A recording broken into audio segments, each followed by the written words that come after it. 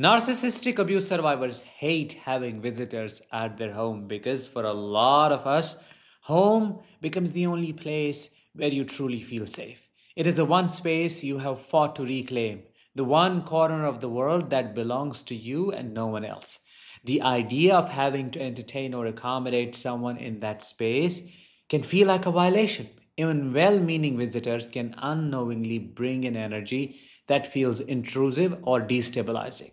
With narcissists, everything is always about appearances. Hosting guests is never about genuine connection, is it? It is about putting on a show, keeping up the illusion, or playing the role of the happy family. You now reject anything that reminds you of those hollow performances. The pressure to make things look perfect does not feel polite, it feels suffocating to you. You no longer want to fake smiles or pretend you're happy just to keep up appearances when someone comes over.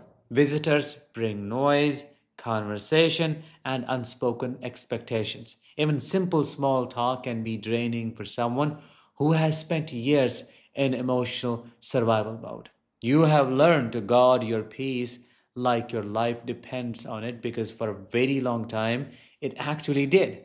A single comment about the decor, cleanliness, or daily routine can stir up some deep shame. Narcissists, you know how they use home as a stage to criticize, control, and belittle. So now you fear that even the most innocent observations may carry hidden judgment or subtle disapproval. For a lot of us, home is the first thing that we have complete control over. You have filled it with peace, quiet, and healing energy. Letting someone into that space feels like exposing something vulnerable and sacred. And you know, vulnerability does not come easy after years of betrayal. You have also been conditioned to manage the moods of others. Hosting a guest can trigger an automatic shift into fawning, people pleasing, monitoring facial expressions, managing energy, and anticipating needs. What may be a casual visit for someone else can feel like an exhausting emotional performance for you. The hypervigilance never really switches off. After being watched, criticized, and gaslit for a long time, you remain on high alert. When someone steps into your home, you may unconsciously start scanning for danger, tone of their voice, body language, and sudden changes in mood. Everything feels like it could mean something.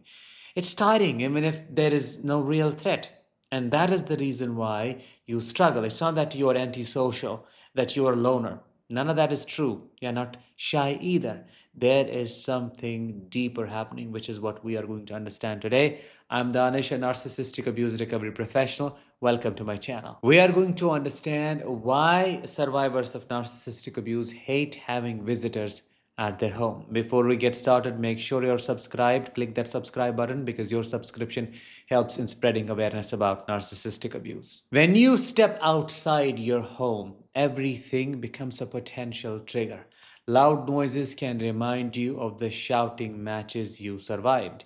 Gathering feels overwhelmed because they bring back memories of being criticized in front of others.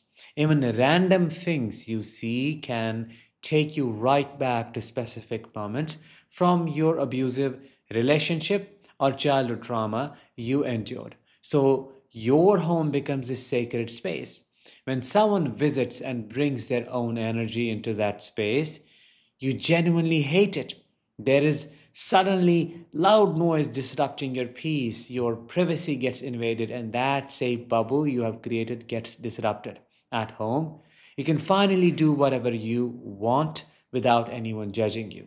That's huge for someone who has been criticized and controlled for a long time.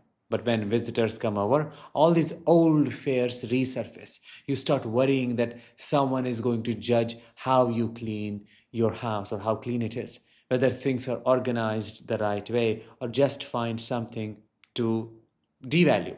You have spent your whole life being judged in one or the other way, haven't you? So you really do not want any of it anymore. I'll give you a personal example. Whenever, as a family, we used to come together for dinner, everyone would be sitting around the dining table having conversations and I would get triggered. Because the dining table was like a war zone in reality. Every breakfast, every dinner, there was always some kind of fight happening, always. So even when there is just normal discussion going on now, it takes me back to those moments and I self regulate. I bring myself back to the present moment and tell myself I am safe. What I am afraid of happening could, would, or might happen. It's not happening now. It's a different environment, a different place, and a different space. That is exactly how you heal trauma through your intentionality. These small triggers are everywhere for survivors, and visitors, unfortunately, may not understand that. Another thing you really struggle with is you do not want to perform anymore. You're not in a state where you can welcome someone with fake enthusiasm. Maybe you're exhausted at a bone level. Maybe you prefer solitude now. You want to live with yourself on your own terms without having to put on a show for anyone. Throughout your abusive relationship, you watched your narcissistic partner fake being nice to strangers all the time. The narcissist would suddenly become this amazing, great person, helping people with money, being super generous, just to get validation from others. For you, watching that kind of fake behavior became nauseating. So now, if you do not genuinely feel like welcoming someone, you are not going to put on a mask and pretend. You're done with that kind of performance. You also have serious concerns about your personal space being invaded. You worry about safety and security in ways that may seem extreme to others but make perfect sense when you understand your background, your trauma, and your adaptations. You're afraid visitors won't treat your pets well, or that someone may mishandle something in your home and cause damage. It's not OCD. Many of us develop these very specific safety worries. You imagine visitors using the gas stove wrong and starting a fire, or handling electrical equipment incorrectly and causing a short circuit, or accidentally injuring your pets while playing with them. These are not just random anxieties, they come from never feeling safe around anyone. Nobody in your life has given you the kind of support that builds trust. So, trusting new people in your space feels incredibly difficult. Even simple social interactions become exhausting for you. Just saying hi and hello, giving someone a hug, it's like climbing a mountain. If those basic interactions drain you completely, imagine how hard it is to host guests all day. Carrying a smile, being welcoming, warm, preparing food, making conversation. It's honestly not possible for a lot of us because you're already running on empty.